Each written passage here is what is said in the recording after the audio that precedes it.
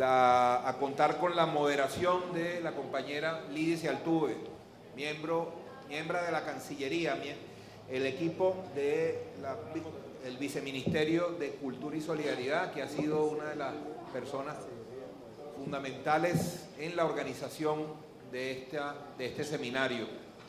Lidice, bienvenida, gracias por estar con nosotros.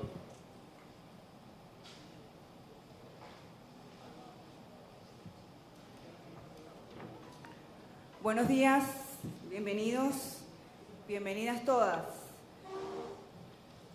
Estamos hoy en nuestro tercer día y de clausura de este seminario.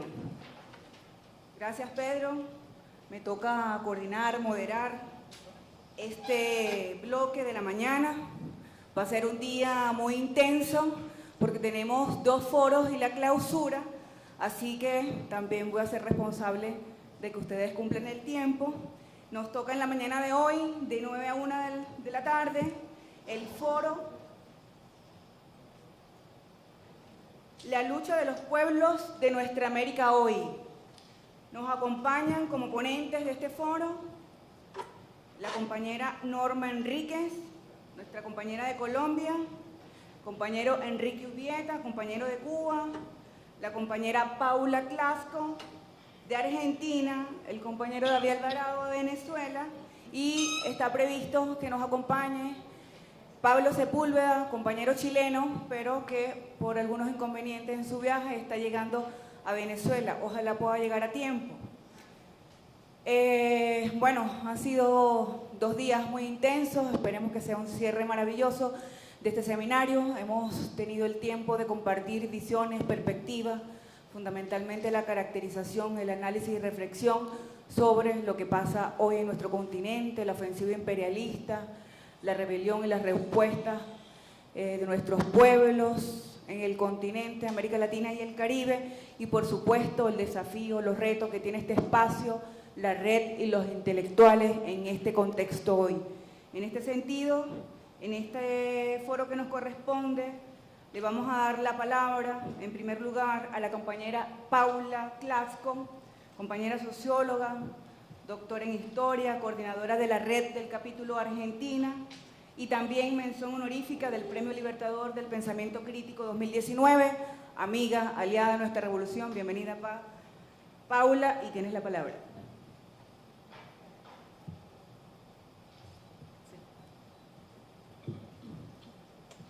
Bueno, buenos días a todos y todas. En primer lugar, es un inmenso honor estar aquí compartiendo con tantas amigas y amigos, compañeras, referentes de la patria grande.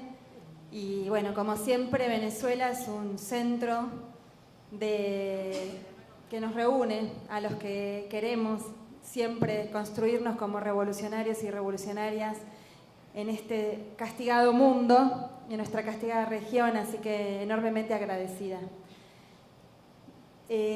Bueno, vamos a romper el hielo con el sueñito de la mañana, a ver si ordenan las ideas. Bueno, en primer lugar, como todos y todas vivimos, sabemos, vemos, estamos viviendo en nuestra América un momento de enorme intensidad histórica.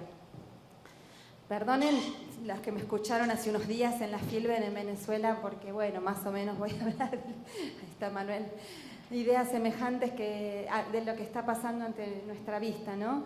Que bueno, como todos y todas dijimos por aquí, vamos a necesitar más tiempo para poder procesarlo, asumirlo, digerirlo y entenderlo, pero bueno, necesitamos elaborar claves para poder comenzar a comprenderlo ya, porque los pueblos están actuando. Y bueno, vivimos este momento de enorme intensidad histórica. Es un momento bisagra, esos que marcan un punto de inflexión, esos que marcan un antes y un después, sin duda, en la dinámica histórica de nuestra región. Y como decía Gramsci, es un momento, digamos, en vez de no tanto para separar lo orgánico de lo coyuntural, sino es un momento donde lo orgánico y lo coyuntural están unidos, están a flor de piel, y en donde en lo coyuntural podemos leer los enfrentamientos orgánicos de nuestras sociedades. Es un momento de polarización, de agudización de la lucha de clases. Y bueno, me acuerdo de un discurso que decía el presidente Nicolás Maduro allá creo que fue en 2016, cuando frente a la ofensiva brutal del imperialismo en cada uno de nuestros países con sus diferentes modalidades, fraudes postelectorales o golpes de Estado en su mayoría, en diversas modalidades, habían desalojado a gobiernos populares que en 2009 abarcaban más del 66% del territorio de nuestra América, quedando en la resistencia, bueno, como siempre, Cuba, como siempre hace 60 años, pero para nosotros y nosotras es siempre. Venezuela, Nicaragua, no voy a nombrar país por país porque ya aquí todos conocemos, pero ese discurso del presidente en donde establecía que justamente el ciclo progresista, en este cierto reflujo que estaba atravesando a raíz de la ofensiva brutal del imperialismo, había que medir no solamente las relaciones de fuerzas las relaciones de fuerzas políticas institucionales, es decir, o superestructurales, con los gobiernos populares que quedaban en pie, sino que también había que medir, por supuesto, las correlaciones de fuerzas políticas de las luchas de los pueblos, y que en ese sentido no tenía duda de que frente a esa ofensiva neoliberal, los pueblos iban a acompañar a la Venezuela, no la iban a dejar sola, igual que a Cuba, igual que a Nicaragua y los países que todavía contaban con gobiernos revolucionarios o progresistas. Y así fue, en esos 4 años de ofensiva imperialista en la que el ciclo progresista atraviesa cierto reflujo, aunque no es el final del ciclo, como algunos agoreros corifios del imperialismo, y además en la mayor parte de las veces, como hablamos ayer, financiados por el imperialismo, y eso es fácil de desentrañar, de una supuesta izquierda que yo no llamaría ultraizquierda, sino es una izquierda que se dice autonomista, que no es izquierda en realidad, es una postura intelectual pseudo progresista que se autodenomina autonomista y que se refugia en las cuestiones ambientales o algunas reivindicaciones o en el movimiento de mujeres, y en otros movimientos que, como siempre, los enemigos pretenden penetrar y bueno, desvirtuar o manipular. Pero entonces decía, en esos 4 años se despliega luchas ininterrumpidas y se sostienen con Venezuela a la cabeza y Cuba de esa resistencia heroica frente a la guerra de amplio espectro del imperialismo. Pero bueno, llegamos entonces al año 2018 con el triunfo de Andrés Manuel López Obrador en ese México convertido en una tragedia que había sido cuna de la revolución nuestroamericana y que en las últimas décadas lo han convertido en una tragedia social de enormes magnitudes, que ya estuvieron exponiendo los compañeros antes de ayer. Y tenemos el triunfo electoral de una gran unidad de distintas fuerzas populares y no tanto de la Argentina. Eso cambia el mapa político de nuestra América y bueno, en este octubre caliente que ayer mencionaban los compañeros, también estaba en juego la continuidad de 2 importantes con sus características y sus peculiaridades, pero en el mapa geopolítico los importantes rol que se jugaba la continuidad de Uruguay, que hemos perdido, y de Bolivia, que bueno, ya estuvimos analizando con profundidad esa catástrofe que ocurre en este país hermano, que no es una catástrofe natural, por cierto.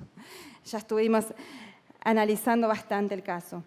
Pero entonces, en este momento bisagra, donde tenemos entonces, preveíamos que tal vez en un sentido de las correlaciones de fuerzas superestructurales podíamos haber estado mejor con la continuidad de los gobiernos populares de Bolivia y Uruguay, que estaban en duda, realmente había serias dudas, pero tampoco estaba prevista semejantes derrotas. Bueno, en Uruguay es una derrota por poquito, pero derrota electoral al fin, que cambia, que la saca del tablero del progresismo a nivel continental de una manera bastante brutal.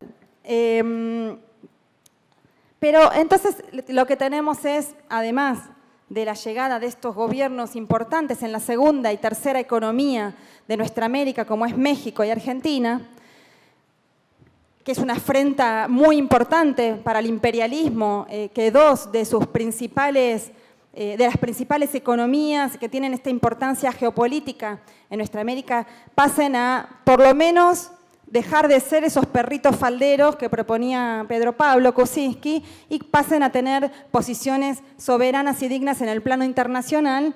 Gracias.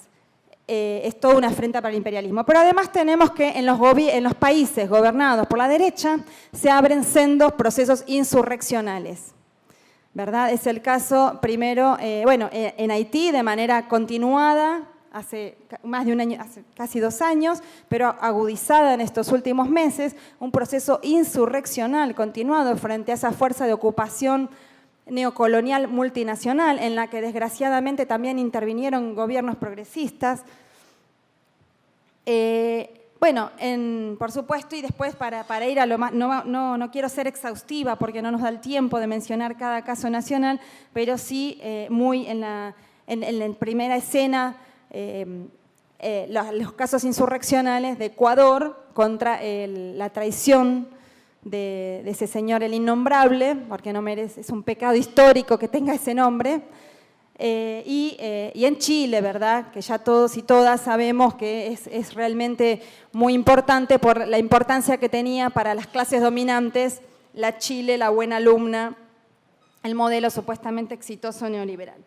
Entonces, esos procesos insurreccionales vienen a... Y también la resistencia al golpe en Bolivia, que también tiene tintes insurreccionales, que tendremos que estudiar con mayor profundidad, vienen a establecer entonces ese momento bisagra.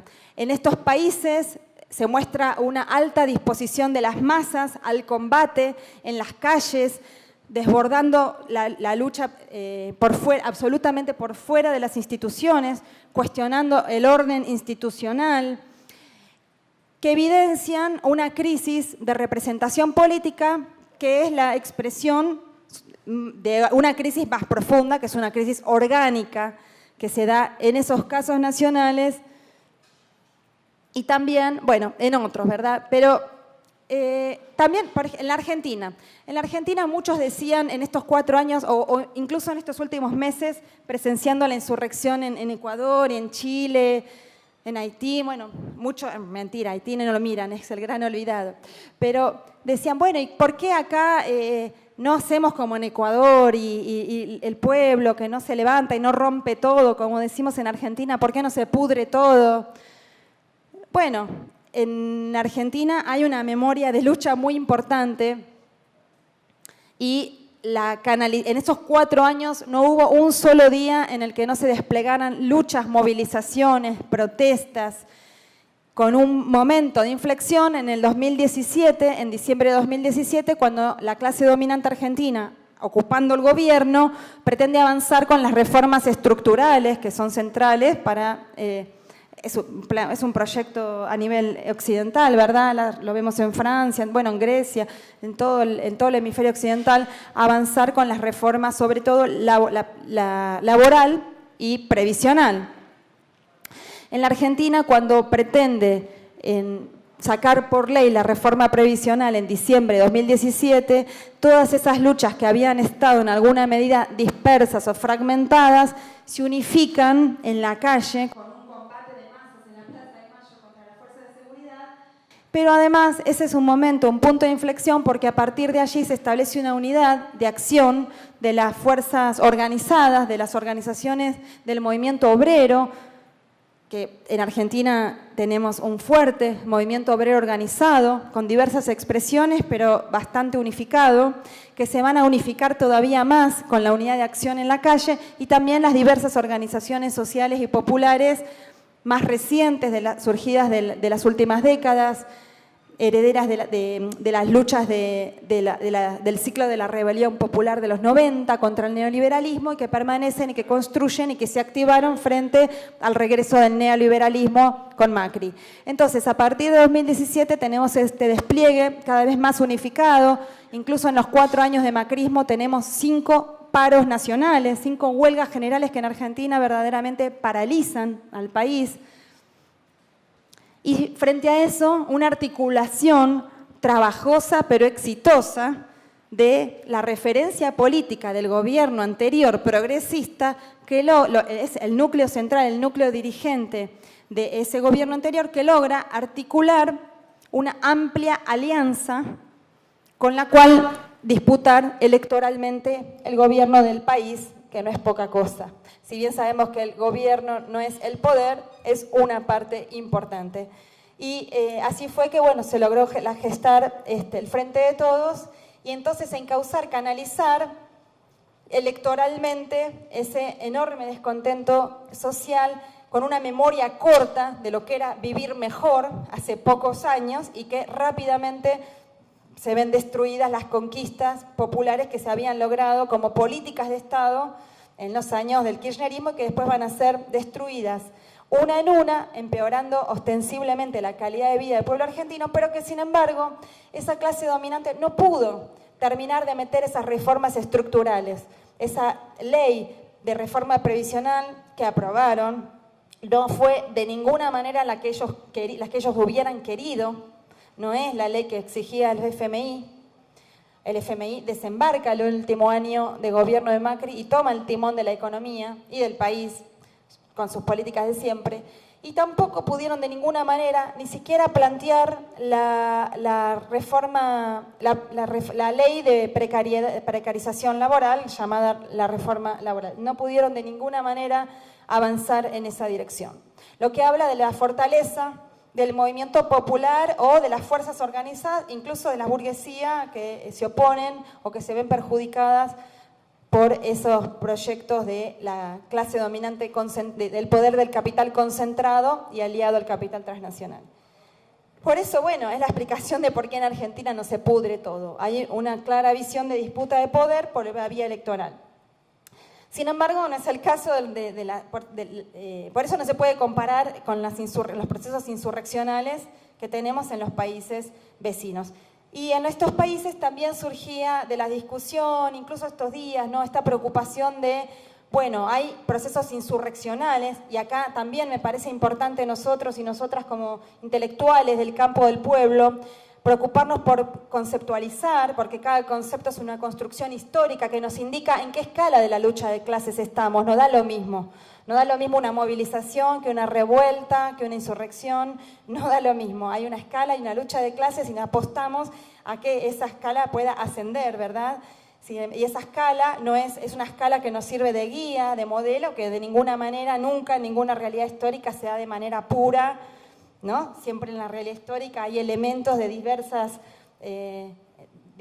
que da distintas combinaciones posibles, pero que nos sirven para analizar qué elementos posibles hay y qué potencialidades tienen esos procesos. La revuelta se encuentra, según Lenin, en el quehacer, en la escala más baja de la lucha de clases. Y estas insurrecciones populares que asistimos por poner este ejemplo de, bueno, las que ya mencionamos, justamente me parece que no son revueltas, ni son rebeliones, ni son levantamientos, son insurrecciones. Son insurrecciones como fue conceptualizada la insurrección de 2001 en Argentina por profesores, por ejemplo, como Nicolás Iñiga Carrera y otros compañeros de historiadores marxistas en la Argentina, que conceptualizaron como la insurrección espontánea, popular y espontánea. Espontánea no porque no hubiera organizaciones presentes, porque las hay y las hubo, y están muy fuerte, y la tradición organizativa de, por ejemplo, en la resistencia al golpe en Bolivia es evidente, la presencia de la CONAIE en el Ecuador también. En Chile las organizaciones con otro estilo, con otra historia, también por supuesto que estuvieron presentes, sino que es espontánea en el sentido, en tanto insurrección. No fue planificada, no hubo una conducción de la insurrección en tanto tal, de decir vamos a hacer una insurrección hacia aquí, vamos a tomar tal punto y tenemos tal objetivo. No, en ese sentido es espontánea, en la que se activan todas las organizaciones y el campo popular en general, que evidencian esta agudización de la lucha de clases, que evidencian esta crisis de representación política, pero también esta crisis de hegemonía, y que de ninguna manera podemos, la preocupación, decía, el debate que se da por estos días, bueno, pero necesitamos, ¿dónde están los líderes? ¿Quién conduce? ¿Dónde está el programa? ¿Qué hacemos con estas insurrecciones populares que son medio anárquicas, o que a dónde van, o que no tienen un programa, o que no tienen liderazgo? Bueno, me parece que ojalá pudiéramos, los pueblos en lucha, ojalá pudieran rápidamente organizarse, tener un programa y definir sus liderazgos, pero eso no sucede así nunca en la historia. Esa alquimia entre lo nuevo y lo viejo, tampoco estoy tan de acuerdo en que sean nuevos sujetos los que se están activando.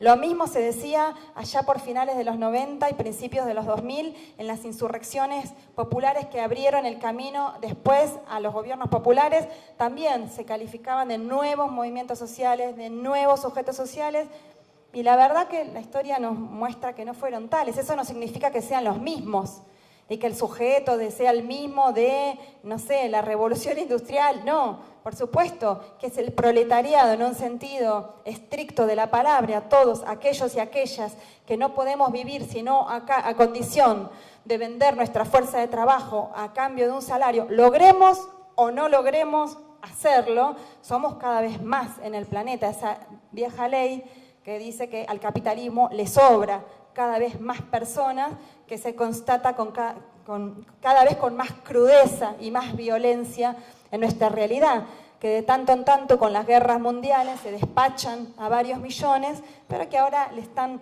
sobrando de manera preocupante para el capital, y ni hablar para nosotros y nosotras, que es todo un desafío para poder sobrevivir. Pero sin embargo, lo que hay que ver es cómo se modifican esos sujetos sociales, qué nuevas características van teniendo. Por ejemplo, Álvaro García Linera, tan denostado en estos días, pero bueno, compañero, en una entrevista que le hice en el 2015, hablando del sujeto histórico-político en Bolivia, ¿no? Indudablemente el campesinado de los pueblos originarios, los pueblos indígenas campesinos, pero también ha hablado del proletariado difuso, usaba esta palabra, un proletariado difuso, me pareció una categoría interesante. Pero más allá no es el objetivo de este seminario, digo, son desafíos que cada uno y cada una nos tomaremos, de seguir conceptualizando los cambios en nuestros sujetos sociales, en los pueblos. Pero sin duda es el pueblo como categoría política que está activado en esas insurrecciones populares, un pueblo que no es, como decía Mao, ¿no? Por supuesto, en el que se dan también las contradicciones de clase en ese seno del pueblo, y además tampoco la lucha de clases hay que verla como monolítica, ¿no? Como una clase contra otra clase, sino que justamente se constituyen alianzas. Y lo que hay que ver en estos procesos insurreccionales es que nuevas alianzas, en todo caso, se están recomponiendo, porque no son las mismas ni en Ecuador, de aquellas que llevaron la Revolución Ciudadana, no son las mismas en Chile, para nada. En Chile está todo por hacerse, porque hay 46 años de aplastamiento del movimiento popular y el protagonismo de algunos movimientos sociales, como el de mujeres, como el de No Más FJP, como las y los mapuche, y como, me estoy olvidando de una importante, bueno, los estudiantes. Y otros también, por supuesto, que en su conjunto heterogéneo forman parte de la mesa de la unidad social. Bueno, me estoy yendo por las ramas, porque lo que quería decir es que hay que ver cómo se recomponen en todo caso, o cómo se componen estas nuevas alianzas, y el carácter, donde una parte del pueblo también está con nuestros enemigos, como fue históricamente. Todavía me faltan como 5 hojas.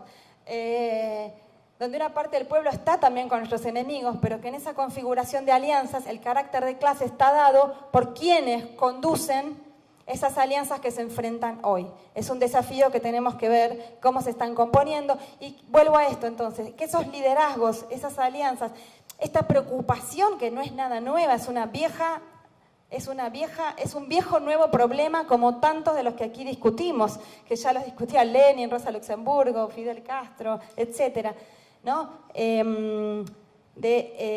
Cómo suturar entonces la lucha social con la lucha política, cómo generar esos liderazgos, o cómo pues no es un culto a la espontaneidad lo que estoy haciendo, ni mucho menos.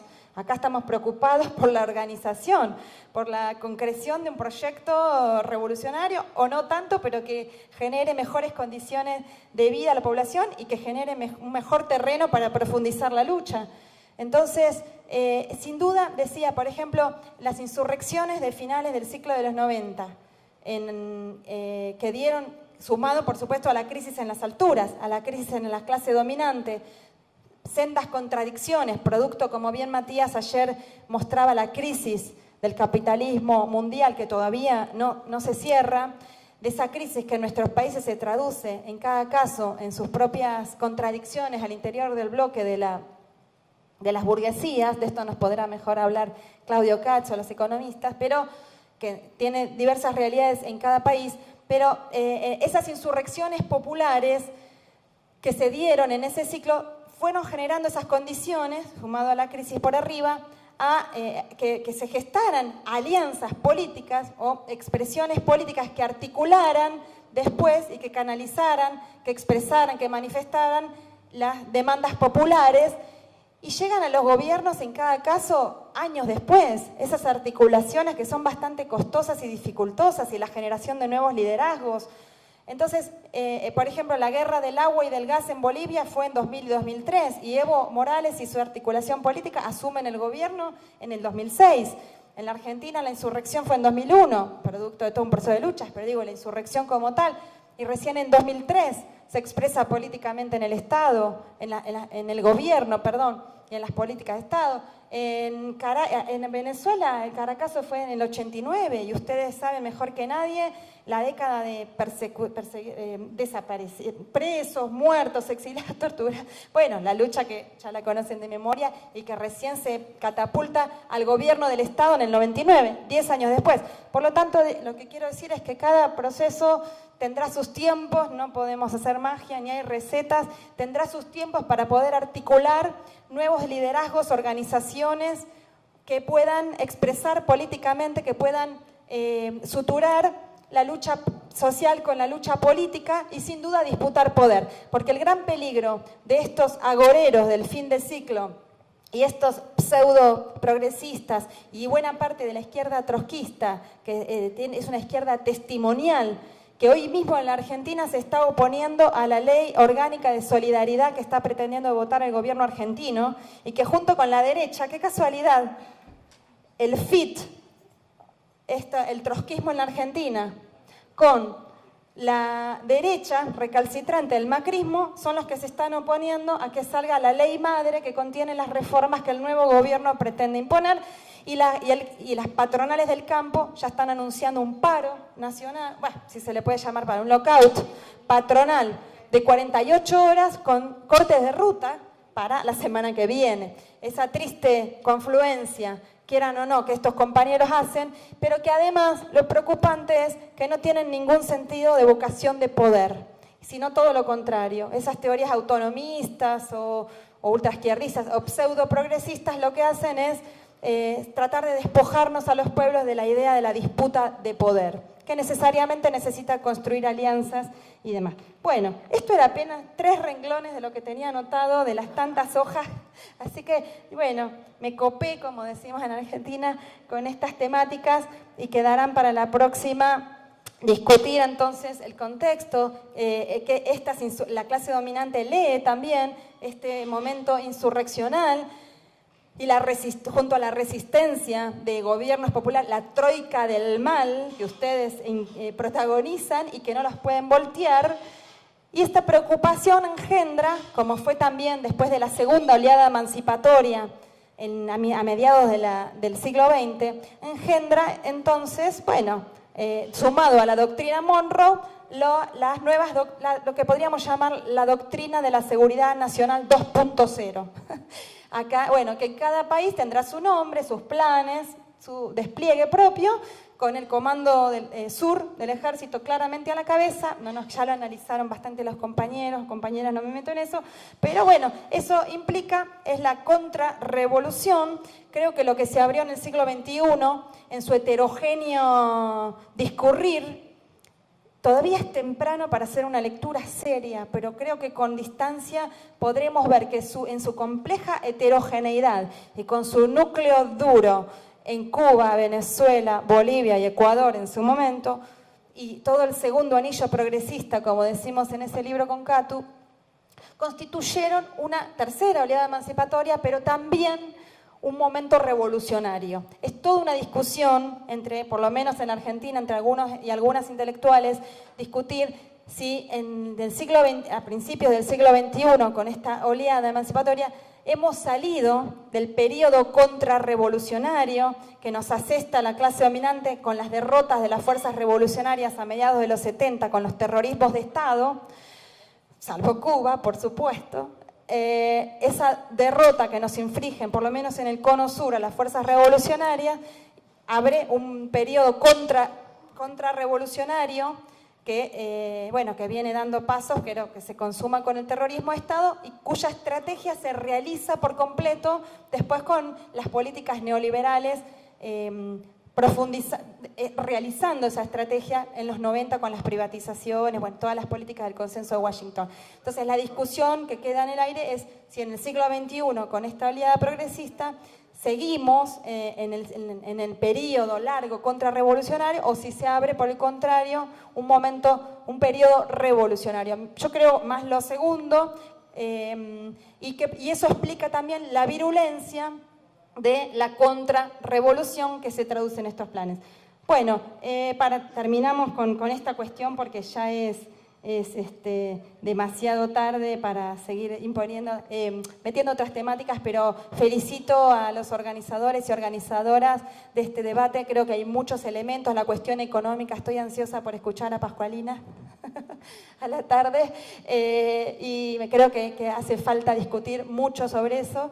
Y bueno, muchísimas gracias a todos y todas. Gracias, camarada Paula. Bueno, nosotros aprendimos y seguimos aprendiendo mucho de la resistencia del pueblo argentino en estos 4 años y se demostró que la madurez y la unidad también de ese pueblo facilita la victoria.